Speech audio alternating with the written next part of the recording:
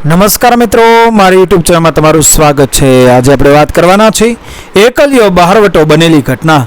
એકલિયો બહારવટો જાતે ચારણ હતો અને એનું મૂળ નામ પુનરવ હતું। પહેલાં તો મિયાણી મોવર સંધવાણી ભેળો બહારવટે ચડ્યો, પણ એમની વચ્ચે જામ્યું નહીં, એટલે એણે એકલા જ બહારવટો આદર્યું। એ પંડે એકલો જ હતો, તેથી એકલિયો કહેવાયો। તેની પાસે એક ટારડી ઘોડી હતી। જસદણ તાબે ભાદર નદીમાં એક દિવસ એક ટારડીને ધમારે છે।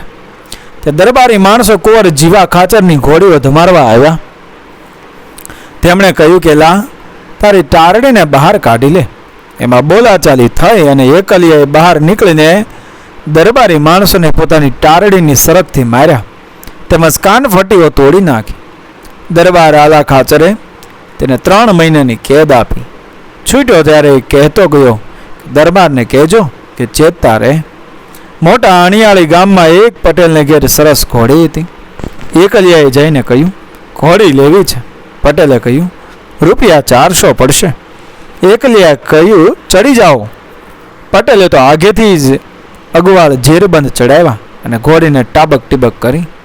એકલિયો ઘોડી પર ચડ્યો, એકાદ પાટી લેવરાવી, પછી ગોથું ખવરાવ્યું ને કહ્યું, લ્યો રામ રામ, આલા ખાચરને કહેજો કે રૂપિયા 400 તમને ચૂકવી દે। હરણ ખોડા કરે એમ ઘોડી દોડી ગઈ। પછી આવ્યો જસદણની બજારમાં। અફીણના ઇજારદારની દુકાને ઘોડી ઊભી રાખીને કહે, અડધો શેર અફીણ જોખ। ઇજારદારે જોખ્યું, લાવ છેડામાં કહીને અફીણ લઈને ઉપડ્યો અને કહેતો ગયો, કહેજે દરબાર આલા ખાચરને કે કિંમત ચૂકવી આપે। એ તો માંડ્યો જસદણ તાબામાં લૂંટવા અને બુમરાણ મચાવવા। દરબારને કહે, મારો સાપ બાંડો કર્યો। રાયપર ને કુંડળ વચ્ચે ગીડા કાઠીઓના ગામ હતા। એક દિવસ એક ગાડું ચાલ્યું જાય છે અને સાથે અસવારો છે। અસવારો ગાડાને આગળ જવા દઈને બેઠા બેઠા હોકો ભરે છે। એકલિયો કહે, રામ રામ। અસવાર કહે, એ રામ રામ, કેવા છો? એકલિયો કહે, કાઠી છું, નામ હમીર બોરી છું। હોકો પાછો? ઘોડી પર બેઠા બેઠાને હોકો તાણવા માંડ્યો। ગાડાને સારી પેઠે છેટે જવા દીધું, પછી હોકો પાછો આપીને ઘોડી લાંબી કરી। ગાડા પાસે પહોંચ્યો, અંદર બાઈઓ બેઠેલી તેને કહે, બેનડીઓ ઘરેણું કાઢી આપો, ખર્ચી ખૂટી ગઈ છે। એમાં એક રાંડી રાડ બાઈ જાતે ગીડા કાઢી હતી। એણે કહ્યું કે ભાઈ, એ કડલું નીકળતું નથી। એકલિયાએ કહ્યું, બહેન તારું બીજું કડલું આમાંથી ગોતીને પાછું લઈ લે અને કામ પડે ત્યારે ભાઈને બોલાવજે। એમ કહીને ગયો। એ બાઈ કુંડળની હતી। એણે ગીડા ભાયા તો એ દુઃખ દેવા માંડ્યું। બાઈએ એકલિયાને ખબર કેવડાવ્યા। એકલિયો કુંડળ ગયો, 8-9 ગીડાઓને માર્યા અને કહેતો ગયો, બહેનને જીવાય કાઢી આપજો, નહીતર ગીડો દીઠો મૂકીશ નહીં। જગો ગીડો જસદણનો મોટો અમલદાર હતો। એ એકલિયાની પાછળ પડ્યો। વાહવાસી એકલિયો ચડ્યો અને ફરી ફરીને જગો ગીડો ઘેર ગયો। એકલિયો પણ ઠેઠ એના ઘેર પહોંચ્યો। ગીડો તલવાર છોડી ભાલું મૂકી ઢોલિયા માથે જ્યાં બેસે છે ત્યાં એકલિયો પહોંચ્યો। એણે કહ્યું, જગા ગીડા, લે બંદૂક। હું જ એકલિયો। ગીડો, બંદૂક તો શું લે? એકલિયાએ ગીડાને ઠાર માર્યો અને ભાગ્યો। પાછળથી રાડ પડી, ઓ જાય જાય જાય જાય। કોટડા દરબારનું નામ રાયપર હતું। બહાર ચારણનું મવાડું પડ્યું હતું અને દશેરાનો દિવસ હોવાથી ઘોડા બાંધેલા હતા। એ દિવસે શુકન કરીને ચારણો ઘોડાની સોદાગરી કરવા બહાર નીકળે। લાપસી રંધાતી હતી અને ગઢવીઓ બેઠા હતા। ત્યાંથી એકલિયો નીકળ્યો। ચારણોએ કહ્યું, બા ઉતરો, ખાધા વિના જાય ને બ્રહ્મ ત્યાં। એકલિયો સૌની ભેગો ખાવા બેઠો। એક ગીડો નીકળ્યો, સાથે ભાલું છે। લાપસી જોઈને એને ખાવાનું મન થઈ ગયું। એણે ચારણોને કહ્યું, રામ રામ બા। ચારણોએ કહ્યું, ઉતરો આપા। ગીડો કહે, ઉતરાય ક્યાંથી બાપ? એકલિયાની વાહે નીકળ્યા છે। ઝબકીને એકલિયો ઉઠ્યો, ઘોડી પરાણીને પડકાર્યો, હું એકલિયો, લે ભાલો। ચારણો આડા પડ્યા। હા, એકલિયો કહે, ગીડો તો દીઠો મૂકું નહીં। ચારણો કહે, ના, અહીં કાંઈ ન થાય। એકલિયો કહે, ત્યારે બુડી તો મારીશ। ભાલાની બુડી એણે ગીડાને મારી। જે બે તસુ અંદર વહી ગઈ। દેવળીએ રાણીવાળાની ડેલીએ ગોરખો ગીડો બેઠો બેઠો એકલિયાની વાંકી બોલતો હતો। એકલિયાનો પણ આશરો હતો। સંજોગો વસાત એકલિયો એ સાંભળી ગયો। બહાર નીકળીને બોલ્યો, આલે મારી તલવાર. લવ જોડો, ઓઠ. ગીડાની તલવારને મારો જોડો. ગોરખા ગીડાને ધ્રુજારી છૂટી ગઈ. કૂંપો ગીડો કાઠી હતો. દિલ એવું જાડું કે 1.5 હાથ ઉભારો. માથે ગાડું ચડી ન શકે. ઢાંડા આંચકીને ઊભા રહે. આડસર જેવી ભૂજાઓ અને ભાયાણી પાલી જેવી કાંધ. ભેગો મરમલ કાઠી હતો. બંને ફાટીને ધુવાડે ગયેલા. ઊંટનું પાંહળું હોય એવી તલવાર રાખેલી. બંને ચાલ્યા આવે છે. એકલિયો ઓકળીમાં ઘોડીને બાજરો દઈને બેઠો છે. બંને અસવાર ચાલ્યા જાય છે. અને કૂપો ગીડો બોલે છે, ભાઈડા હજી એકલિયાને ભેટ્યા નથી. ના, ઝબકીને અસવાર થતો એકલિયો પાછળ પીડ્યો. કૂપા ગીડા તૈયાર છું. ગીડાએ ઘોડી દોડાવી મૂકી, પણ એકલિયો તો પતંગિયો હતો. ઘોડી ભેગી કરી દીધી. આડો પડીને હાથ ઊંચા કરીને મરમલ કાઠી કહે, રેવા દે. એકલિયો કહે, તું ખસી જા. મરમલ કહે, પેલું મારું માથું વાડીને ગાડા માથે જા. મરમલે આડું દીધું, હાથ જોડીને કરગર્યો.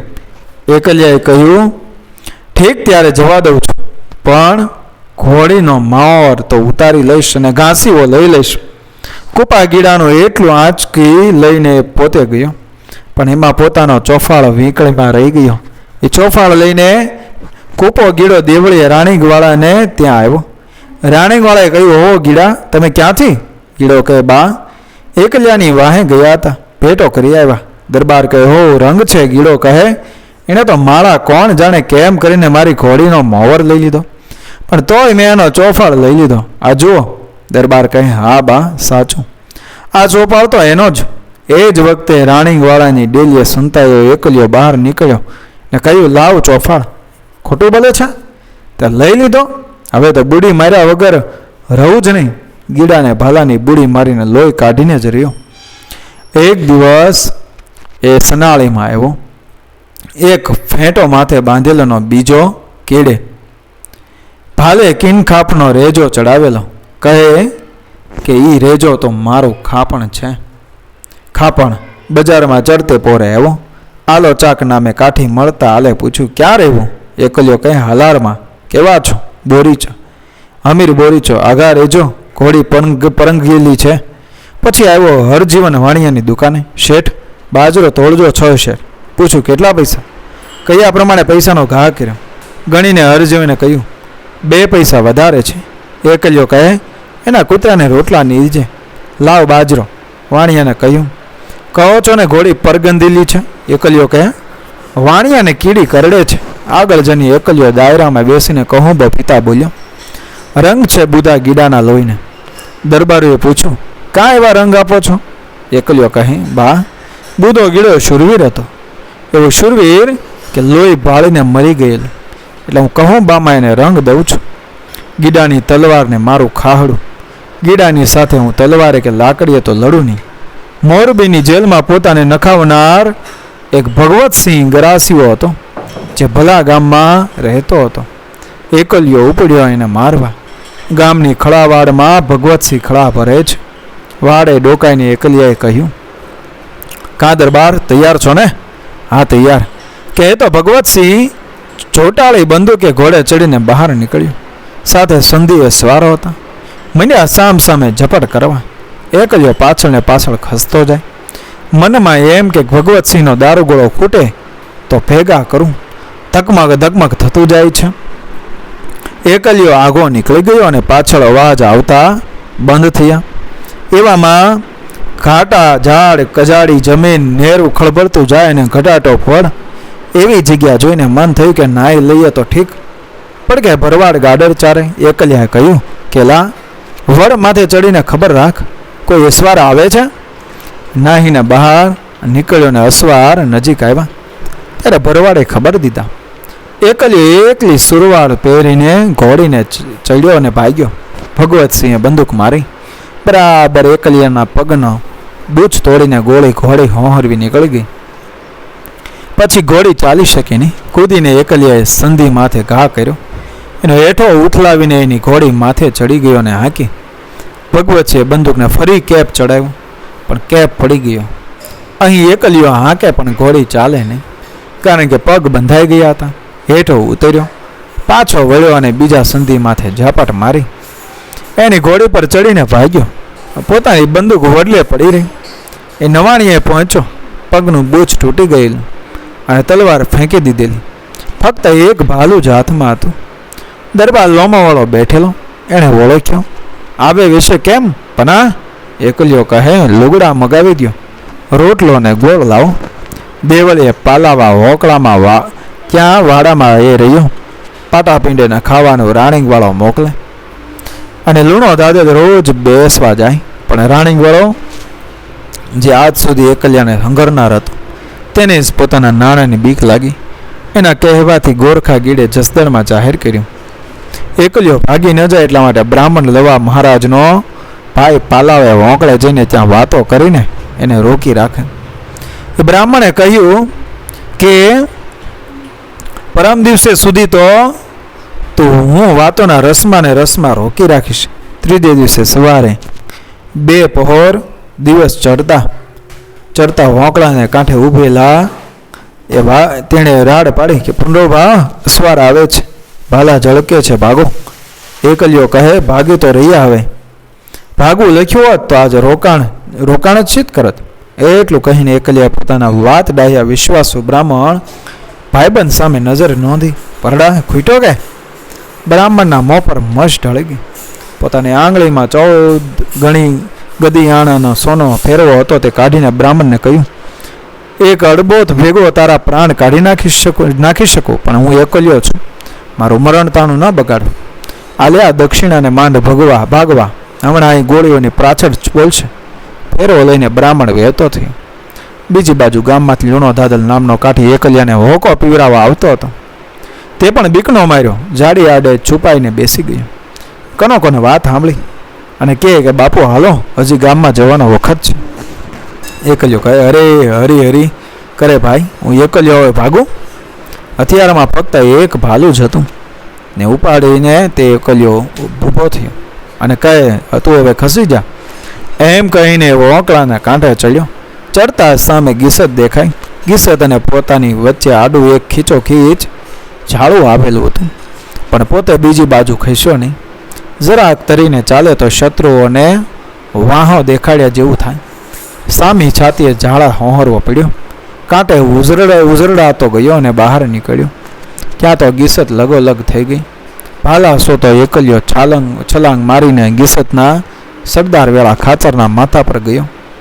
ભાલાનો ઘા ચૂકવવા માટે વેળા ખાચર ઘોડી પરથી નીચે ખાબી કે તરત જ એકલિયાએ ઘોડીને ભાલું ટેકી પેગડામાં પગ દઈ અને હાથ માંડી ઘોડી માથે ચડવા હોડુપો દીધો. દેતા જ એનું માથું ઊંચું થયું. ત્યાં તો ધડ એક સામટી 7 ગોળીઓ એના માથાની ખોપરીને વીંધતી ગઈ. તો એકલિયો પીડ્યો નહીં. ભાલાનો ટેકો દઈને ગોઠણ પર બેઠો. છેલ્લી ઘડી આ બહારવટીયો ભારે રોડો દેખાતો હતો. ત્યાં તો એના પ્રાણ છૂટી ગયા. એટલે કાઠીઓએ આવીને એના મૂળદા ઉપર પેટ ભરીને ભાલા માર્યા અને ગીડાઓએ એના લોહીથી પોતાના કાતરિયા રેંગ્યા. એની લાશને જસદણ લઈ ગયા. દરબાર આલા ખાચરે બહારવટિયાના શરીર પરના જખમો જોઈને ઝીણે અવાજે કહ્યું, વેળા ખાચર, આ બધા બંદૂકના ઘા નથી બા, આ તો વેરી મોએ એ પછીના પરાક્રમ લાગે છે. અને 30 સવાર થઈને એક માંદા શત્રુની જીવતો ન ઝાલી શક્યા. બા રંગ છે. પાલાવાના હોંકળે રાતોરાત કોઈ એક ખાંભી ઊભી કરીને સિંદૂર ચડાવી ગયું હતું. અત્યારે પણ એ ખાંભી ત્યાં વિદ્યમાન છે. મિત્રો, વિડીયો પસંદ આવ્યો મારી ચેનલ સબસ્ક્રાઈબ કરો, ફોલો કરો, શેર કરો. મળી આવી જ ઘટનાને પ્રેરણાદાયક વાર્તાઓ સાથે, આપણા ઇતિહાસ સાથે, આપણી સંસ્કૃતિ સાથે આગળના વિડીયોમાં. જય શ્રી કૃષ્ણ, જય માતાજી, જય મા ભવાની.